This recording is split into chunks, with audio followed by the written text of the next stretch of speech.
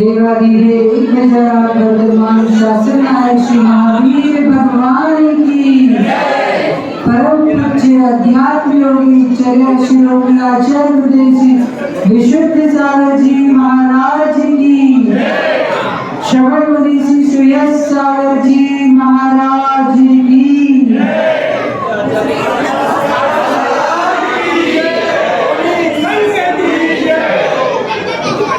क्षमावाणी महापर्व की आज हम सभी इस महा अभूतपूर्व अद्भुत अनुपम क्षमावाणी पर्व को उत्साहपूर्वक मनाने के लिए यहाँ भगवान जिनेंद्र के चरण कमलों में इकट्ठे हुए हैं।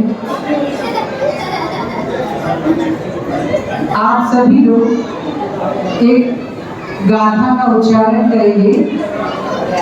खम्मामि सर्व जीवाना सर्व जीवा खमन्तु मे खम्मामि सर्व जीवाना सर्व जीवा खमन्तु मे मेति में सब भूलेषु वेरं मज्जं न केवली।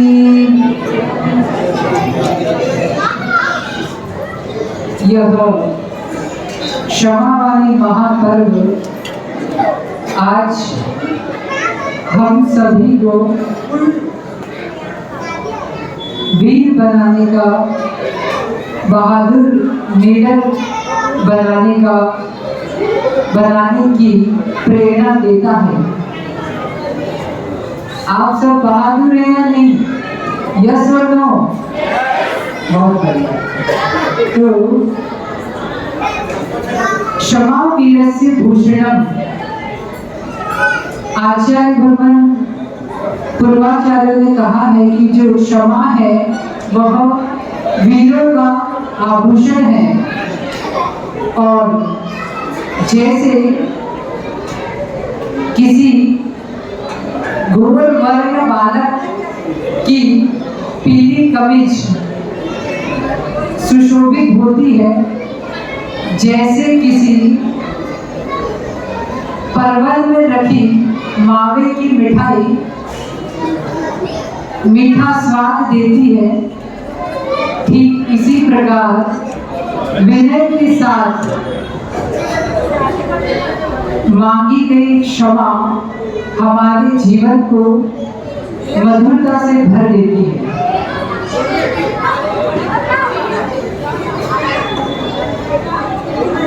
तो हम सभी इस क्षमा महापर्व को अपने अंतरंग के मनोविकार को समाप्त करने के लिए क्षमा को अपनी आदत बनाएं।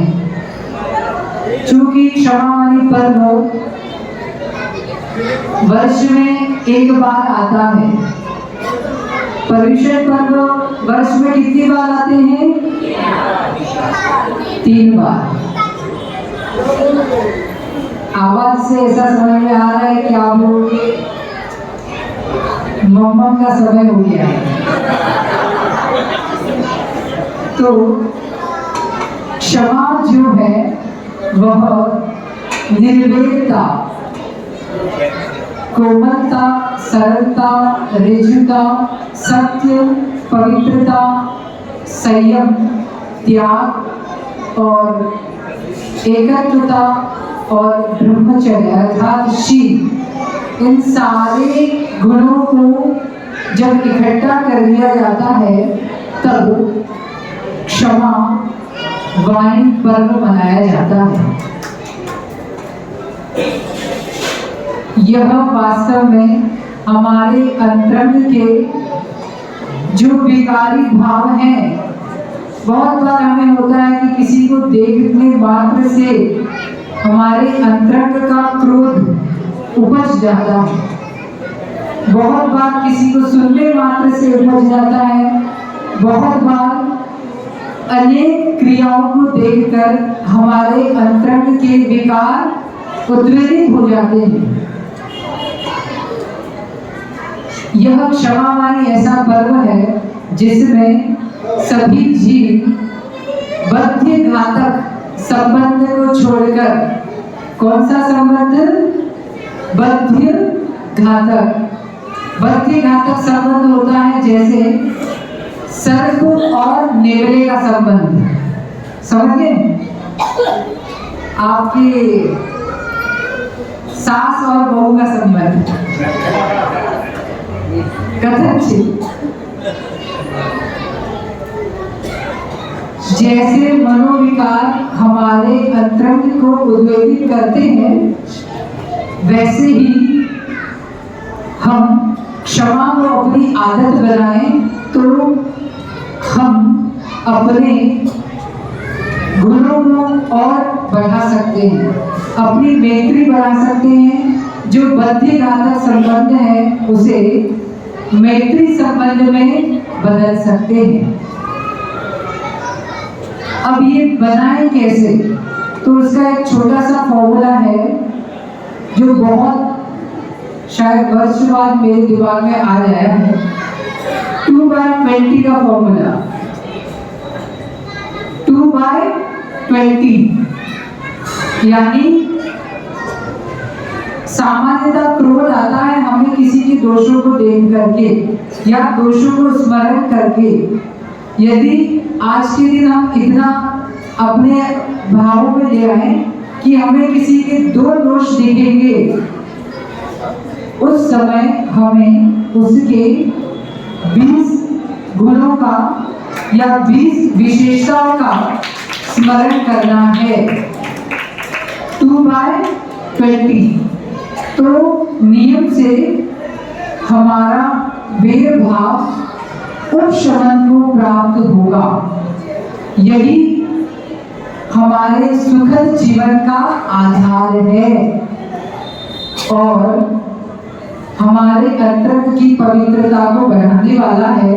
तो आज सभी समाजजन और हाँ, हमारे सभी आचार्य परमेश्वर श्री विशुद्ध सागर जी गुरुदेव, जिनकी एक असीम अनुकंपा रही, हम गलती पर गलती करते रहे और वह क्षमा पर क्षमा करते रहे।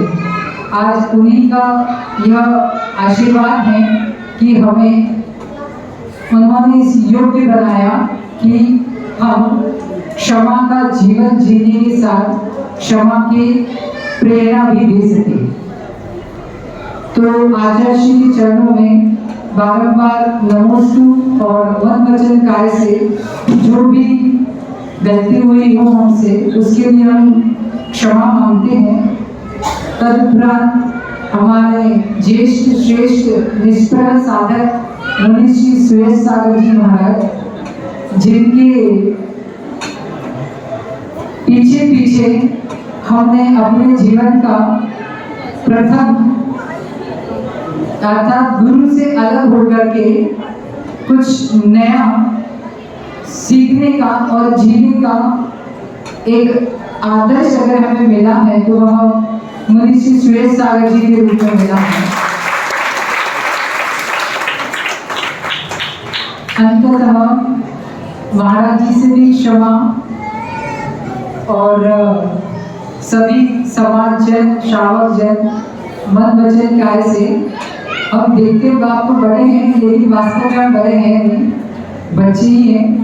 तो बच्चा समझकर मन वचन काय से कुछ भी गलती हुई हो, आपके मन में खेद हुआ हो, सारे ज्ञानी जन, स्वाध्याय वाले, वैयावृत्ति वाले, जंगल जो भी हैं, जो समय समय पर अपनी उपस्थिति अनेक विधाओं द्वारा देते हैं, माताएं जो आहार धाम में अपनी वैयावृत्ति आदि माध्यम से, और सभी समाजजन, पदाधिकारी, मन वचन काय से कोई दोष हुए हो तो क्षमा करें। बोलिए भगवान महावीर स्वामी की। अहिंसा में विश्व जैन धर्म की जुनवाणी माता की।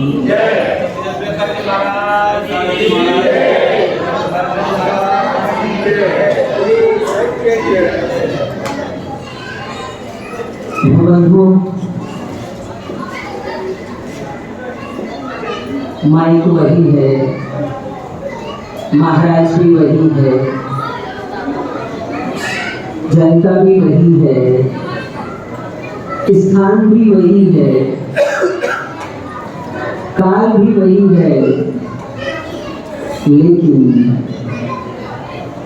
लेकिन भाव वो नहीं है। ऊपर भी है, लेकिन भाव वो नहीं है। जगत में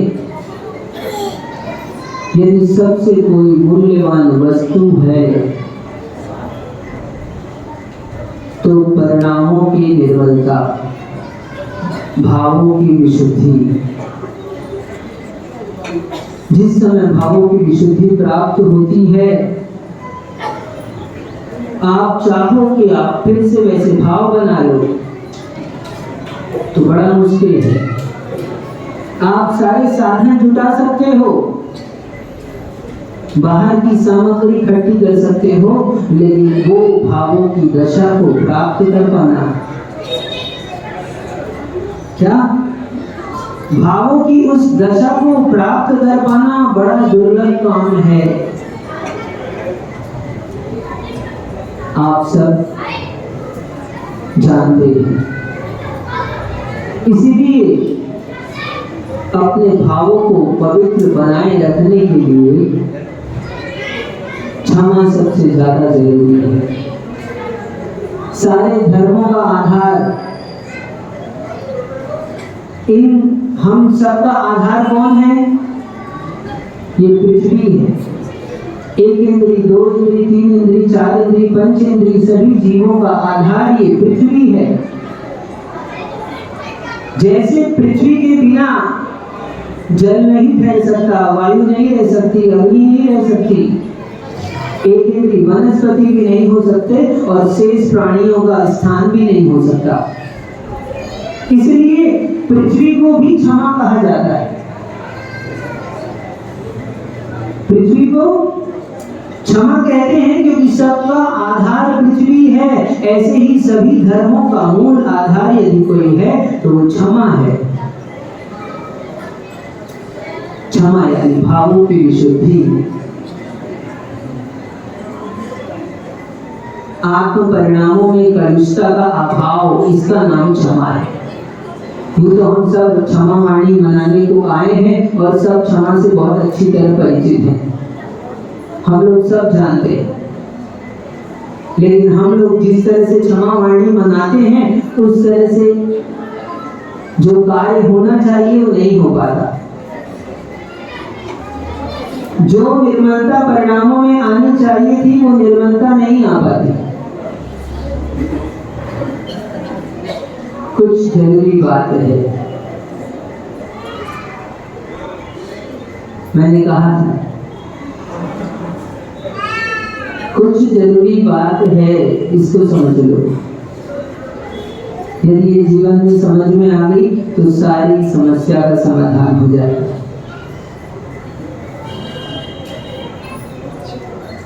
जरूरी है, भावों की विशुद्धि जरूरी है और उस विशुद्धि के लिए क्षमा करना जरूरी है, क्षमा मांगना जरूरी है।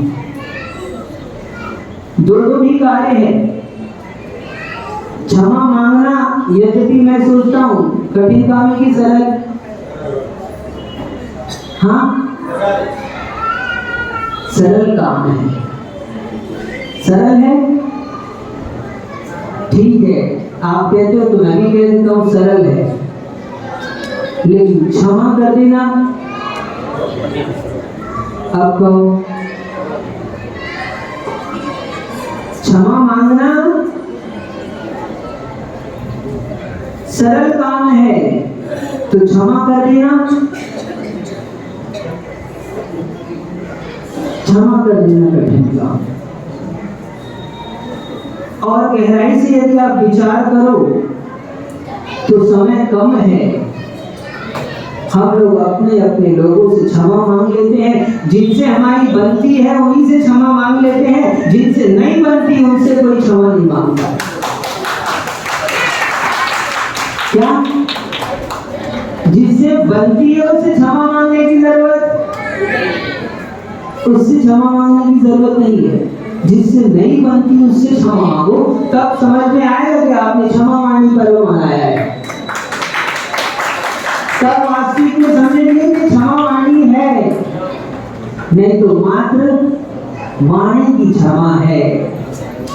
सुबह भी कहा था हमने, वाणी की क्षमा है, और वाणी की क्षमा सरल होती है अंतरंग से, भावों की विशुद्धि के साथ मन से यदि क्षमा कर दिया जाए, मन से यदि क्षमा मांग लिया जाए, तो समझ लेना बस आप मोक्ष मार्ग में बढ़ चुके हो।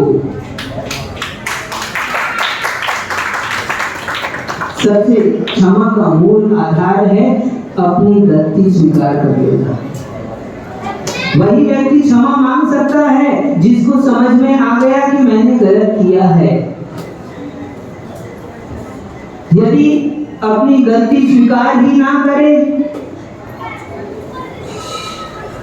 तो क्षमा नहीं मांग सकता है। इसलिए हम लोग बहुत वर्षों से मनाते आए क्षमा मांगना। हाथ जोड़कर कह देते हैं उत्तम क्षमा कस्मिच्छामि दुक्कडम, और थोड़ा आगे बढ़े तो सॉरी, हाँ कह देते हैं ठीक, लेकिन इतने कहने से काम नहीं चलता। आप विचार करें, वास्तव में यदि धर्म के नजदीक आना चाहते हैं तो अंतरंग से इस बात का प्रयत्न करें कि हमारे मन में जो कालुषता है वो दूर हो, हमारे मन में जो बैर है, जो द्वेष है वो दूर हो। यदि मन का द्वेष दूर नहीं हुआ तो क्षमा मांगना व्यर्थ है, और मन का द्वेष दूर हो जाए तो भी क्षमा मांगना व्यर्थ है। क्योंकि जब द्वेष दूर ही हो गया तो क्षमा मांगने की जरूरत नहीं होती है, स्वयं क्षमा रूप हो जाता है जीव। क्षमा उसका गुण है, उसके अंतरंग में होती है क्षमा, तो स्वयं उस रूप हो जाता है। इसलिए बहुत अच्छे से विचार करना, बहुत गहराई से सोचना दिनेश भाई, और आज केवल कहना मत किसी से, अंतर से विचार करना कि वास्तव में हम क्षमा मांग रहे हैं और वास्तव में हम क्षमा कर रहे हैं कि नहीं कर रहे हैं। और तो और हम सबसे तो मांग लेते हैं, लेकिन उनसे भी मांगो क्षमा। किससे? उन एक इंद्रिय जीवों से, उन दो इंद्रिय जीवों से, उन तीन इंद्रिय जीवों से, उन चार इंद्रिय जीवों से, ऐसे समूर्छन जीवों से जिनको आपने कष्ट पहुंचाया है। इन लोगों से तो बात करते हो तो कह देते हो क्षमा, लेकिन उनके कष्ट पर कष्ट पहुंचाया कि नहीं पहुंचाया? हमारी प्रत्येक क्रिया में जीवों की विराधना होती है और उससे कष्ट होता है, और हम यदि अब ज्यादा बोलेंगे तो आपको कष्ट होगा, मुझे लग रहा है ऐसा, ठीक? तो इसलिए आपको भी कष्ट ना हो, क्योंकि रात में भोजन करोगे तो पाप लगेगा। सूर्यास्त के 48 मिनट पहले ही भोजन कर लेना चाहिए, श्रेयस्कारी यही है। वास्तव में रात्रि भोजन का त्याग तो तभी होता है तो हमने रात्रि में भोजन कर किया, और कितने जीवों का उस रात्रि भोजन के निमित्त से घात हुआ, उन जीवों से मांगो क्षमा, जिनको आपने क्या मौत के घाट उतारा है, जिनके आपने प्राण हरण किए हैं, जिनको आपने कष्ट पहुंचाया है। ऐसे सभी जीवों से क्षमा मांगो अंतरंग से, तभी आपकी ये क्षमा वाणी वास्तव में क्षमा वाणी होगी। अन्यथा हम हर वर्ष मनाते आए हैं और ये रूटीन में चलता रहेगा, वही होगा। क्षमा वाणी के दिन क्या होता है? तो बोलेंगे अभिषेक होता है भगवान का, माई की डाक होती है और थोड़ा बहुत किसी का सत्कार होता है, और हम फिर साथ में मिलकर सब है ना, हो गई क्षमा वाणी। तो ऐसी क्षमा वाणी ना मनाए, वास्तव में अंतरंग से सबको क्षमा करें और अंतरंग से क्षमा मांगे। देखो हमारी आदत है, कुछ आदत है जो धीरे धीरे जाती है, कुछ जल्दी चली जाती है। तो यदि हमने भी, क्योंकि हमारी क्या आदत है बोलने की, तो साकेत भाई यहाँ सभी बैठे हुए प्राणियों के मध्य में हमने कभी भी आपको कुछ कहा हो, हमारे कहने में आ गया हो, या हमारी कोई क्रिया के माध्यम से, या अन्य कोई भी हम दोनों के द्वारा किसी भी प्रकार की आपको मन में उद्वेग आया हो या ठेस पहुंचा हो, तो हम अंतरंग से, देखो हम चाहते नहीं है किसी को ठेस पहुंचे हमारी बात से, लेकिन हम भी जीव हैं, क्या हम भी कषाय से युक्त हैं, हमारे कषाय का अभाव नहीं हो गया, तो हम कभी सकषाय रूप में आकर उद्वेग को प्राप्त हो गए हो, या अन्य हमारी कोई क्रिया से आपका मन दुखित हुआ हो, तो हम अंतरंग से, संजय भैया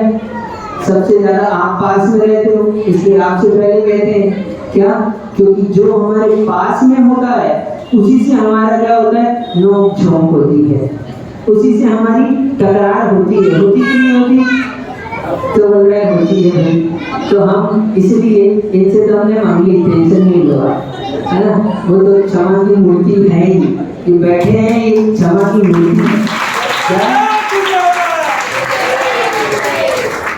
कल प्रतिक्रमण पढ़ रहे थे तो उसमें आया क्या, खन की मकस, ये मोक्ष मार्ग का, क्षमा का मार्ग दिखाने वाले, बताने वाले साक्षात प्रतिरूप है, इसलिए क्षमा की मूर्ति है, इसलिए इनसे नहीं मांगेंगे तो चल जाएगा, क्योंकि वो तो क्षमा करने वाले ही हैं। लेकिन आप लोगों से कहते हैं हम, कोई प्रकार का किसी को कष्ट हुआ हो, हमारी कोई क्रिया से लेट हो रहे हो, कभी ज्यादा सुना दिया हो, या फिर कभी नहीं सुना पाए हो, हाँ, तो हम आपसे अंदर से क्षमा प्रार्थी हैं, हम सभी जीवों से क्षमा मांगते हैं, आपसे ही नहीं, संसार के प्राणी मात्र से। खम्मा में सब जीवानाम सर्वे जीवा कमंतो में मृत्यु में सब दुर्भेषु वैरम लक्षण। मेरा सभी जीवों से क्षमा भाव है, सभी जीवों को मैं क्षमा करता हूँ, सभी जीव मुझे क्षमा करे, सभी से मेरा मैत्री भाव है, किसी के प्रति द्वेष नहीं है, सभी जीव क्षमा करे। चलिए आचार्य